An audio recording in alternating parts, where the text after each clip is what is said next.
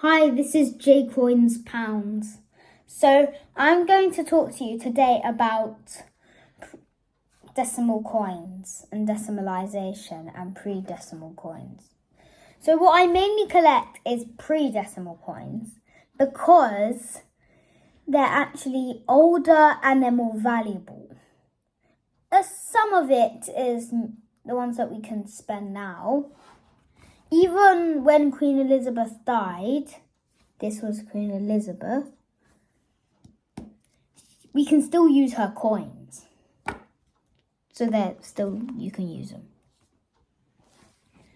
So here is one of the first decimalisation batches. I didn't mean decimalisation batches, but when they made the first decimal coins ever made, they put all these coins into a batch. And I chose the best ones out of my three packets of these. Just to see you. And now it's going to be muddled up for the rest of my life. A bit annoying. But at least it's for this video. So here we had a halfpenny here. We have a halfpenny. You can't really see it really detailed because it's a bit mucky and a bit too shiny and a bit too... You can see it, but right there it's 1971 on the date. If you see the date, it's 1971, only if you can see it. And they had it in 1971. If people said, oh, I really want these because I like these, because they brought you a sweet called the Halfpenny Chew. And the next one, it was worth half a penny. And now we can't use them anymore. They stopped in 1984, just saying. So here is a 1p, as we all know. It's one of the first ones of the batch. You might see a bit of marks. I don't know why that happened, but it's just there. And it's 1971. We still use them, but it's worth nothing, really. We're going on to 2p. One of the only things you can use this in for is arcades, but don't really do that because they waste your money. Don't tell that to arcade managers or any people who work in arcades. And this is 1971 as well, with plumes. I think these are called plumes with 2 there, and it's a new pence. In 1983, it changed to 2 pence instead of new pence. And if you find a 1983 2 pence that says new pence, it's worth around £14,000. So now, and this was I forgot, but this is a portcullis. And a portcullis, I think this was the signature. I think it's the signature for the person in the 19th century who won something, and they could design all the Houses of Parliament. And they didn't want to say his name, give his name away, but I don't remember his name, even though I went to the Houses of Parliament before. It was called a portcullis. There were chains, and that was those are chains, I think, and that was a big gate that goes down when you pull it. And here, I don't know what it is. I have no idea. But now we're on to the 5p. It actually shrinked in size because it was worth the metal was worth more than it actually is printed for. This is 5p, and it maybe be worth like 50p. And it says 1968 on here because they first made this, like the cupro-nickel. It's a type of metal, and I think it's an ingredient is alloy. I'm not sure, but it's 1968. It's bigger than it actually is. In 1990, you know what happened? It shrunk. And sometimes it's quite rare, but you can find the size of this 1995p's. Oh, that's my cat called Cookie. She's quite cute. She's right over there. But you can't see because the camera's limited. But on where you're going. And I think I got a bit carried away. So here's a 10p. And the 10p is also 1968. Now it shrunk in 1992. And it's exactly the same design. Nothing has changed. I think except the head and the date and the size. And it has a lion. It has a lion with a crown on it. It's been on for a long time, and it was on a pre-decimal coin called the 6p from 1911 to 1928. And here, I don't know what this actually is, but I think that's a thistle. And that, I think that's like they're thorns. It doesn't look like thorns, but I think it is. I think it's not correct, but I don't know about it. But there's a crown on top of it saying 5p. No, it says actually new pence. Every single one here, except... Oh, every single one here, it says new. Even this one, it says new penny, but it's actually a half of its value that it says. And now, before there was shillings. Shillings were 12p in the olden days, and I'll show you one before 15th of February 1971. In those days, that's when decimalisation started. And here was from one of them. It says all the license, you can see who designed stuff. And here, it says here, it was actually a Monday. I didn't know that until now. Oh, thank you, video. So, now, I will show you a shilling from those days.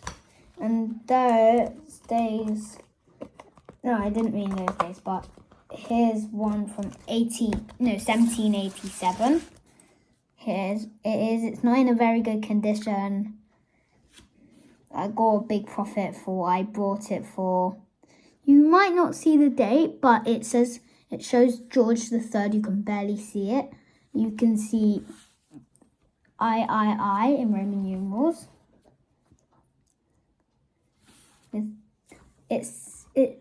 Also, there are two different types of this. You think it's exactly the same, but on one of them it says semi of hearts, and the other one it doesn't have a semi of hearts, and it's right there where I'm pointing. There you can't really see it, but it has a semi of hearts, and I think it's worth less than no semi of hearts. I'm not sure, but I think it is. There were 20 shillings in a pound. And what you think £1 was 100p. You think that. But it's actually 240p in the olden days. And that 240p was a bit complicated by 20 shillings. Now we have like the 10p, it's better and easier. We can just go 10, 20, 30, 40, 50, 60, etc, etc, etc. And there was half pennies, not like this, but really big and a different design. And I will show you a half penny from way back in I think 1825. All back in 1825. And that, it had Britannia with like a branch. And it says writing over there. And here it is George the IV. There in a nice head. Like this type of head is nice. I think it's one of my favourites. Heads. And there was a farthing. It was a quarter of a penny. And there were like 940 to 960 farthings in £1. That's a lot. And you won't really have around that many farthings in your piggy bank. It would not fit. I'd be like, the 50th farthing or 100th farthing. And there was a 3p. The 3p's, too complicated for me right now. But the 3p's, I don't know how many there were to take a pound. I don't remember, but I think I once knew, but I forgot. There was a third of a farthing. They were rarely made. They're worth quite a lot. They're not like £100, but it's worth quite a lot of money, like around £30 to £500. But it's weird how I'm talking about pounds, because I don't really want to, like how much it's worth. But there were half crowns. On one of the other videos, if you watched it, you might see this, a half crown. I graded this, if you remember. So there was a half crown from 1817. I've put it in a pocket because it is brilliant uncirculated, means it's never been touched. That's uncirculated and brilliant uncirculated. They're both. They're exactly the same, but I don't know the difference. In this video, I don't know a lot, but I actually do, but I'm not telling you like the real things. But there were 12p in a shilling. No, I already said that to you. I am funny.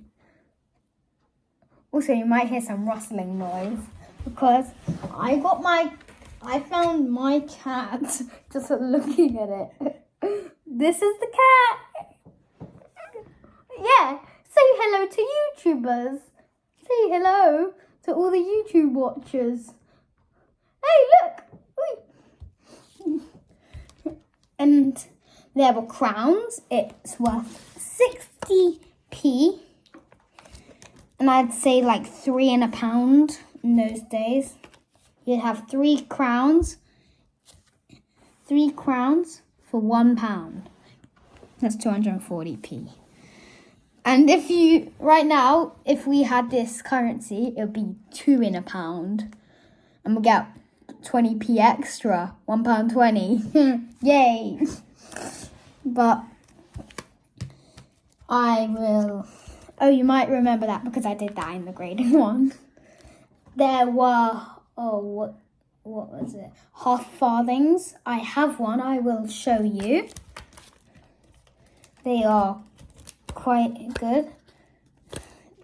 This one is quite a good value. This is half farthing from 1843. if you see, you might not see in focus, but there it is. With Victoria on it. There were a few, but I once thought it was only Victoria. Just because it said in my spink, it said, it's only Victoria. But it didn't say that in the text, but it showed me only Victoria ones. And I was like, what are you thinking?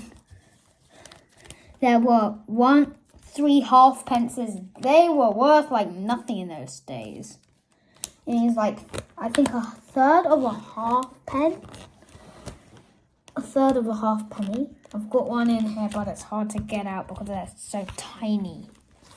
So, this is my album. I'm trying to get it out here. You might not see it, but it's the same day as the farthing, 1843. Ooh, got that out easily. Now, there's Victoria, very shiny. It's made out of, I think, silver. They're tiny, literally very tiny in my hands, but you see it a bit bigger. It says 3 halfpence from 1843. It has a leaf, like oak leaves on one. There's oak leaves surrounding it, except the top, where there's a crown, and it says what it's it's called a 3 halfpence. And it's from 1843. They're worth quite a lot now. Like, from like something tiny, even less than a penny. And now it's worth like pounds and pounds and pounds. There were Maundy sets. Maundy sets are like, there's a 4p, a 3p, a 2p, and a 1p. And I'll show you a 2p that is from 1838, but I have like a nearly complete Maundy set. Oh, all my other coins are falling out. But there was one here, just showing you, because it's not really there. There's an 1838 2p in extremely fine condition, and it's good. I think they're worth quite a lot. It was Victoria's one of her first year on coins. So I think very, very, very, very, very rarely it was put on 1837. That's when her father died, when he was king. But there are a lot, but there were actually quarter of farthings. I think they were only in Victorian times.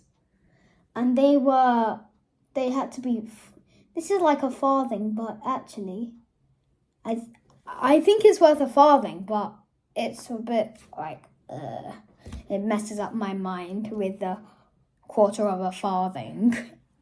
And the third of a farthing and the quarter of a farthing, it makes my mind go, and I haven't got any of them, but in the decimalisation, it was quite a change, and 140 pence dropped. Right now, it would be like £1.40, washed away from the pound. But that's good. And I think my video is getting a bit long, so I'll see you in the next video. There might be a bit more knowledge, but it's a bit of a long video. It's around like 18 minutes and 60 seconds. Bye!